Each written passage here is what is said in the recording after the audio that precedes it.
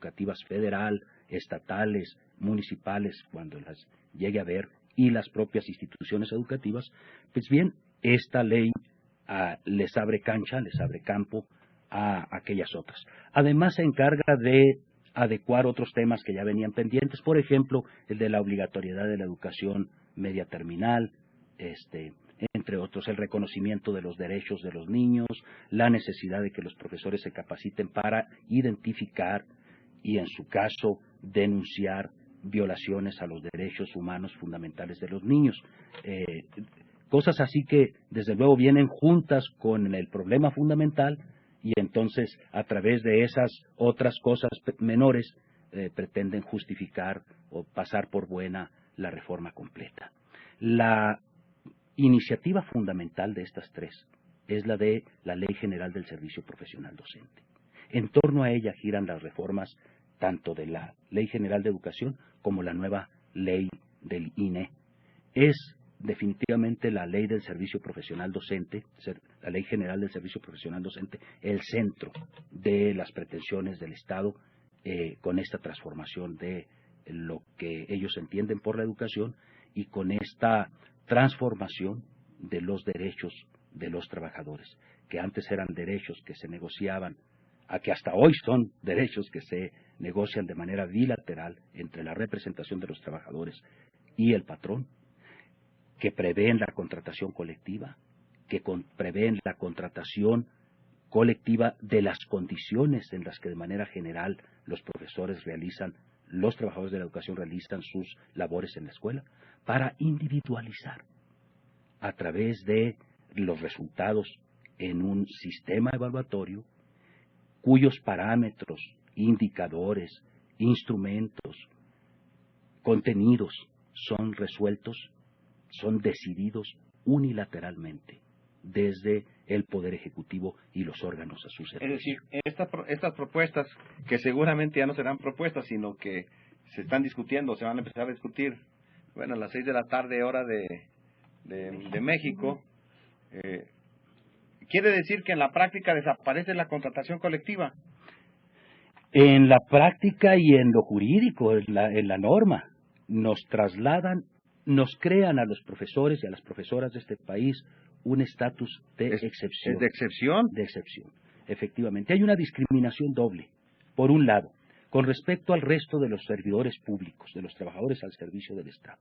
Dice en la iniciativa de la reforma constitucional que presentó el presidente en diciembre, dice que la sociedad ha identificado que los profesores desempeñamos un tipo de trabajo que bien amerita que nos aprieten las tuercas, que nos pongan en un estatus especial, en un código laboral especial para los profesores. Yo no sé a qué sociedad le preguntó el presidente o su gente para llegar a esa brillante conclusión. Les decía que hay una doble... La Sociedad Anónima de Televisa. Seguramente a Claudio X González y compañía, a Mexicanos Primero y a otros que disfrazaron de neutrales y los hicieron llamarse Coalición Ciudadana por la Educación, que en realidad no eran más que voceros del mismo interés del empresariado en el país y del empresariado internacional. Por ejemplo, una evidencia de ello, la presidenta del INE es Silvia Schmelkes. Silvia Schmelkes trabajó para la OCDE, trabajó para Mexicanos Primero. Es evidente, ahí están las evidencias públicas. ¿No fue funcionaria cercana a Ángel Gurría? Seguramente, no recuerdo yo si tuvo algún cargo formal como de Ángel Gurría, pero en la OCDE ella ha estado haciéndoles trabajos. Esos trabajos que en los y que decimos recomiendan, Ángel Gurría porque es el secretario general de la organización, el director general de la organización a la que pertenecen 30 naciones. Sí, y a las que el llamado el primer mundo, pues. Sí, pero admitieron a México ahí para hacernos sentir bueno, no pues tan mal. Teníamos presidente de primera La línea. doble discriminación radica en que nos separan del resto de los servidores públicos por un lado y por otro nos colocan en una, que dijéramos, categoría de instrumento. Al trabajo docente se le convierte en un instrumento al servicio de el máximo logro de aprendizaje de los estudiantes. La teoría educativa que venimos estudiando desde hace muchos años, yo tengo 32 años de servicio, y hemos venido viendo La relación fundamental del hecho educativo se da entre iguales. El profesor y los estudiantes no acuden ahí para que el primero vacíe una bandeja o una tina o un balde de conocimientos en la cabeza de los segundos.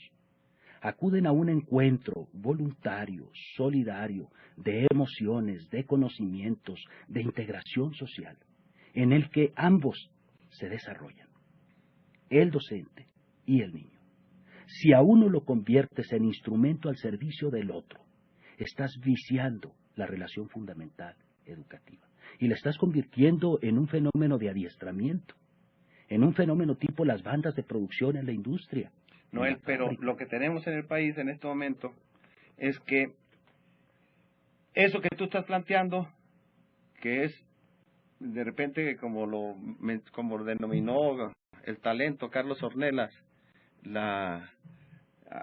su conferencia, lo quimérico, porque eso ya lo tenemos o lo teníamos en la regulación, en la legislación que tenemos, pero eso no se dio, y eso se usa como argumento para decir que es base fundamental del fracaso educativo del país. Mienten. No había que cambiar nada antes de la reforma de Peña Nieto, pero, porque eso es lo que nos preguntamos muchos, si las cosas estaban así, porque era el sindicato dirigido por el Bester lo que así nos tenía, o era lo que estaba sucediendo realmente, violando las regulaciones, las leyes y demás. Te voy a decir la parte quimérica. Sí. Perdón, adelante, Rocío. Sí, a ver, yo creo que hay que puntualizar algunas cuestiones. Efectivamente, se requieren cambios en la educación.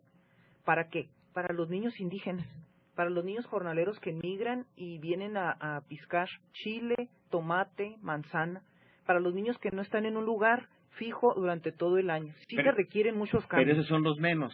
Yo hablo de la mayoría, bueno, de la inmensa mayoría. Para los niños que están en la extrema pobreza, y le puedo seguir, para las niñas indígenas que a veces no pueden ir a la escuela porque tienen que desempeñar trabajo doméstico en su casa. Sí se requieren cambios, pero los cambios que van a ser sustanciales para esos niños en esas condiciones no son estos que nos están dando o recetando por medio de las leyes reglamentarias. No es cierto. Esos cambios van a incidir en el control político, férreo, en las conciencias políticas de los profesores, de los docentes. ¿Qué maestro se va a atrever a protestar si está sujeto a una evaluación en la cual siempre está en la picota sus derechos laborales? ¿Quién va a ponerse a decir esto está mal hecho?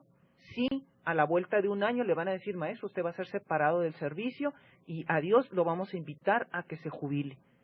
Nadie va a poder hacerlo, a menos que desde ahorita empecemos a organizarnos, a investigar, a leer sobre las leyes secundarias que se están ahorita discutiendo en el Congreso del Estado. Entonces, sí se requieren muchos cambios en educación, efectivamente. En el Congreso Federal. En el Congreso Federal, perdón. Sí se requieren muchos cambios en educación, pero no son estos los que nos van a llevar a esos cambios dentro del aprovechamiento escolar, la mejora, la relación de iguales, una educación democrática, una educación para la libertad, una educación para que los niños aprendan a aprender. Estos no son los cambios que nos van a dar esos resultados.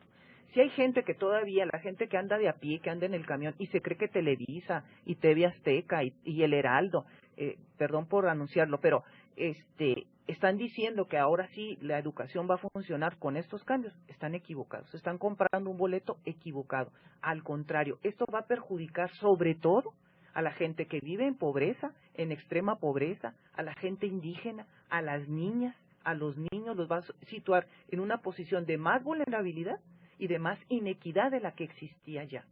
Si lo que queríamos era hacer cambios sustanciales en los programas, etcétera, no era esta la vía. Es una vía mucho más larga, mucho más lenta, mucho más profunda que pudiera hacerse. Sí se puede hacer, pero no por este medio. Que vamos al corte y regresamos a la última parte. Acerto Radio, labor periodística que te brinda un análisis objetivo. Volvemos. En la Ciudad de México, tomada en la Cámara de Diputados, miles y miles de maestros están en protestas y manifestaciones desde el lunes.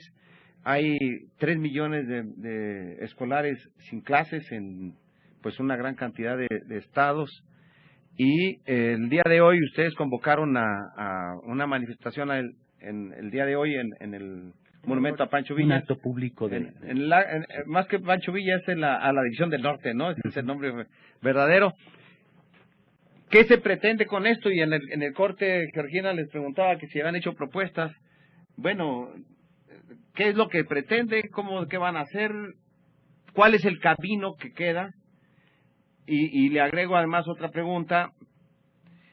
En el ánimo colectivo o mayoritario, pues el peso del mensaje oficial es muy fuerte, amplificado por los medios de comunicación masiva, y entonces se ubica la protesta de los maestros que están en contra de la reforma educativa solo en el plano de los intereses de los maestros, es decir, defendiendo su plaza, defendiendo su salario, lo cual es, por supuesto, es legítimo, es explicable, justificable, pero de repente ese mismo ciudadano que entiende que es justificado eso, se transforma en padre de familia y dice, bueno, ¿y eso en qué beneficio le perjudica a mi hijo o a mis hijos que están en las escuelas? Y si quieren reformar la educación, pues está bien. El problema es darles a entender en qué sentido son las reformas. Yo les contestaría a las mamás y papás que razonablemente piensan así. A mí no me gustaría que a mis hijos, que a mis nietos, diría ya a estas alturas, los atendiera una maestra que tiene que llegar al encuentro con ellos de rodillas. No quiero maestros y maestras para mis hijos que agachen la cabeza, que se doblen, que no defiendan su libertad para asociarse, para discutir las condiciones en las que realizan su trabajo. No quiero maestros ni maestras sometidos al interés de alguien que todo lo que quiere es mayores tasas de ganancia para sus negocios. No quiero maestras ni maestros que hagan de mis hijos ciudadanos que trabajen para producirle riqueza a otro y se olviden de su desarrollo personal, armónico, que se olviden de disfrutar el arte, de disfrutar su desarrollo físico, de disfrutar sus emociones, sus relaciones con sus amigos, con sus vecinos, con sus padres. Yo no quiero que maestros arrodillados vayan a hacerse cargo de mis hijos, de darles el ejemplo, de hacerlos ciudadanos, también serviles, también doblegados, también de rodillas. No, a las mamás y a los papás yo les diría, esta es una causa de todos. Tenemos que defender el debate que tenemos con el Estado y con el empresariado. Es un debate por lo que dice nuestra Constitución, acerca de qué sociedad, qué ciudadanos queremos tener, qué mexicanos, qué hombres, qué mujeres queremos tener dentro de 10, de 20, de 30 años. Gente que esté al servicio de la empresa, gente que no proteste, gente que no critique, gente que no piense, gente que no tenga ilusiones, que no tenga fantasías, que no tenga sueños, gente que depende solo de las decisiones que otros toman para su propio y particular interés. Yo llamaría a las maestras y a los maestros a que es la hora de levantar nuestra voz, es la hora de defendernos. Mucho le debemos a este pueblo. Somos privilegiados porque pudimos ir a una escuela pública y hacernos profesores. Enconcharnos ahora y dedicarnos a sobarle el lomo a la autoridad o al dirigente sindical para ver si nos permite seguir allí, no importa cómo, pero seguir allí, me parece que es una actitud, una respuesta muy ingrata, muy poco responsable. Nosotros tuvimos la oportunidad de estudiar y hacemos mal, cometemos una falta ética grave contra nuestra familia, contra el futuro, nuestros hijos y las generaciones que vienen después de ellos, contra el pueblo al que nos debemos, si nosotros nos agachamos al escuchar únicamente las voces de quienes quieren someternos. Tenemos más de la mitad de la población de este país viviendo en la pobreza. Tenemos un cuarto de la población de este país viviendo en la pobreza extrema. Y somos una de las economías, dentro de las 12 economías más importantes del mundo. Tenemos un país rico y maravilloso. Tenemos gente capaz, pero hay una élite de tipos de ciudadanos que se han adueñado del destino, del control, que sean del control de las decisiones que se toman en el ámbito público. Creo que es bueno que mañana acudan las maestras y los maestros que tengan interés allí al local del Barzón, en la calle Juárez, entre Pacheco y La Junta. Vamos a tener una segunda sesión de análisis de las implicaciones de estas reformas, de estas iniciativas. Todavía hasta este momento no hemos sabido que ya las mañana aprobaron. Van a discutir ya mañana van a leyes, ser leyes aprobadas. Pues desgracia, hay que discutirlas. Nosotros dimos la pelea cuando la ley del ISSSTE y las principales manifestaciones de rechazo se dieron una vez que ya había sido aprobada, porque fue un albazo también. Pues bien, hoy tenemos los profesores y las profesoras y los papás y mamás y los ciudadanos que todavía no son o que ya no son papás y mamás a cargo de jovencitos, a cargo de niños. Tenemos una obligación moral muy fuerte, muy grande. Después no se vale estarnos quejando cuando no defendemos el interés de los demás, en el que va incluido el nuestro propio, cuando no los defendemos. Y nos quedamos a la expectativa de ver quién quita y los de la CENTE arreglen, quién quita y los del sur, desprestigiados, vapuleados, ellos logren parar cosas que todos acá, todos quisiéramos que se paren, pero la gente quiere que otros lo hagan por ellos. He platicado con muchísima gente que trabaja en las escuelas y que dicen, oye, pues sí es cierto, ¿verdad? Está muy mal y todo, pero no nos atrevemos porque tenemos miedo al desprestigio. Tenemos miedo a ese paradigma que nos han puesto encima de que le tenemos miedo a la evaluación, de que no queremos la evaluación. Le tenemos miedo a las consecuencias reales, concretas en nuestra situación laboral, a las represalias por parte de las autoridades que están copadas por el CENTE y a unos dirigentes sindicales que están sometidos y que tienen miedo de que nosotros nos vayamos a rebelar porque ellos suponen que entonces las autoridades los van a considerar ineptos y los puedan meter a la cárcel o los puedan mandar a trabajar, y eso es muy, muy grave para ellos. Rocío. Ese es el problema. Sí, bueno, yo quiero hacer una invitación. Hoy están en la picota a los maestros que tienen clave 95, que han trabajado por años así, y que con esta reforma a las leyes secundarias están ya en la tablita del despido. Su situación es de inestabilidad laboral total. Pero no solamente ellos. Ahora son ellos, mañana siguen las claves 10, que son las claves con base, o sea, son los maestros que tienen base.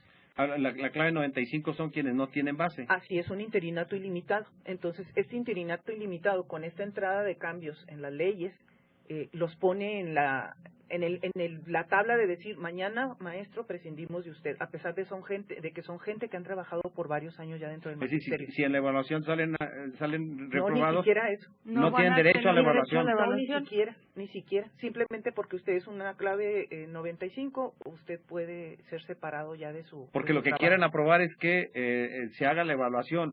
Si salen reprobados, creo que en 3 ocasiones. Pero eso es para las bases. Sí, eso voy. Para las bases. A las de bases, ese lo pasan a la burocracia. Sí, pero a los nuevos, esos no tienen derecho a lugar en la burocracia. Algunos de ellos ni eso. Entonces, eso del 95 ya es... Están ahorita los maestros organizándose y protestando y exigiendo que se les basifique, aunque sea con la clave 10, que bueno, todavía van a estar sujetos a la evaluación cada año y las nuevas contrataciones estarán a 2 años. Entonces, yo invitaría a los maestros que si no me creen, que si creen que porque tienen una base ya dentro del magisterio no les va a pasar nada, yo los invitaría. Busquen en internet, están circulando en las redes sociales, están circulando en el Face estas leyes que se están discutiendo ya en el Congreso, para que se den cuenta que sí, que van a resultar perjudicados. Que ahorita están los que tienen los interinatos ilimitados, los claves 20 que son interinatos por 6 meses, pero que siguen ellos. Con estos cambios nadie está a salvo. Y las repercusiones sociales son, como decía, no solo para el magisterio, son repercusiones sociales que a la larga nos va a cobrar. Y este es el momento de organizarse. Hay que creer en la fuerza que tenemos. ¿Por qué nos están golpeando tanto al sindicato, al CENTE? Porque tenemos una fuerza increíble. Estamos en todas las comunidades de todo el país. Tenemos una fuerza dentro de las comunidades más alejadas del país. Y esas son los padres de familia. Es la hora de informarnos, es la hora de invitar a los padres de familia, es la hora de concientizarnos a nosotros y a los demás, para salir y protestar por lo que nos están haciendo. Pues muchas gracias, Rocío. Muy buenas tardes, Noel. Muchas Lástima gracias. que no Buenas alcanzamos. tardes. Hubiera sido re bueno No, leer ustedes necesitan unos 3 horas artículos. de hacer tu radio. Es que hay unos... Hay La próxima artículos semana nos particulares. ponemos de acuerdo para que, pues ya fruto del análisis que hayan realizado, pues abordemos en detalle ya los puntos específicos de la reforma. De acuerdo, y muchísimas gracias por invitarnos, por dejarnos expresar algunas de nuestras opiniones. Los artículos 53, 52 y 53 de la Ley General del Servicio Profesional Docente hablan de esto, de lo que la maestra Rocío ha estado comentando, y los transitorios 8º y 9º. Para los profesores que quieren verificar las cosas, ahí pueden hacerlo. Gracias a Acerto Radio por habernos invitado. Gracias, Valero. No estamos pendientes, profe. Ahí estamos. Muchas gracias. La comunidad lésbico-gay de esta entidad ganó el primero de los 4 amparos interpuestos hasta ahora contra autoridades del gobierno, incluido el titular del registro civil y diputados del Congreso local, por oponerse a legalizar los matrimonios entre personas del mismo sexo. Ahí está el salvoconducto legal expedido por el juez 10º distrito José Juan Musquiz Gómez. Ordena al director del registro civil a proceder a legalizar la unión entre 2 varones de 40 y 47 años de edad. La pareja llevaba 25 años de noviazgo. Con esta información damos fin a este programa, a esta emisión. Gracias a los profesores por venir aquí al estudio, a nuestra invitación. Estamos, ¿cómo dices? No sé. Para volvernos a ver, esa es una palabra muy común tuya. Nos vemos pronto, profe. Sí, nos vemos el viernes. Yo no regreso mañana, el viernes. No, yo hablo de los profesores, estamos pendientes para estamos una próxima pendientes. reunión. Gracias a usted también por acompañarnos mañana.